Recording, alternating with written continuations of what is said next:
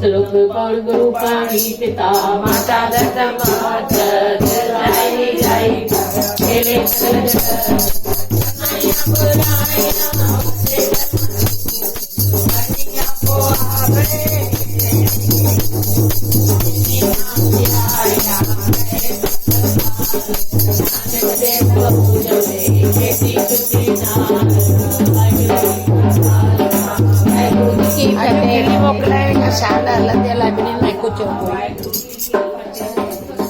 कोई भी कुछ घनश्याम की जय। जॾहिं बि सत्संग न्यापो ईंदो आहे या मंदिर वञण जी दिलि थींदी आहे पोइ हमेशह ईअं ई थॉट ईंदो आहे अॼु न थी वञा सुभाणे थी वञा, वरी सुभाणे थींदी आहे वरी ॿियो थॉट ईंदो आहे भई सुभाणे जेको सुठो कमु आहे उहो पुठिते पुठिते कंदा आहियूं भई सुभाणे कंदासीं। ऐं अगरि शॉपिंग ते वञिणो हुजे ड्रेस वठणी हुजे त पहिरीं वञंदासीं।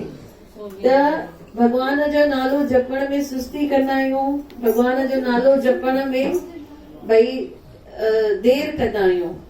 त हिकु दफ़ो गुरु पंहिंजे शिष्य खे इहे ॻाल्हि सम्झाए थो भई अॼु जी घड़ी इम्पोर्टेंट आहे, जेका थी वई हुनखे चेंज नथा करे सघूं, सुभाणे जी ख़बर कान्हे सुभाणे छा थींदो। त असां वटि ख़ाली अॼु जी घड़ी आहे नाम जपण लाइ भक्ति करण लाइ, त उनजो पूरो पूरो फ़ाइदो वठिजे छो त सुभाणे ख़बर कान्हे छा थींदो। अॼु खिली मोकिलायो सुभाणे वेंदासीं, सुभाणे वेंदासीं। अॼु खिली मोकिलायो सुभाणे वेंदासीं, सुभाणे वेंदासीं। सुभाणे वेंदासीं, सुभाणे वेंदासीं, सुभाणे वेंदासीं, सुभाणे वेंदासीं। अॼु खिली मोकिलायो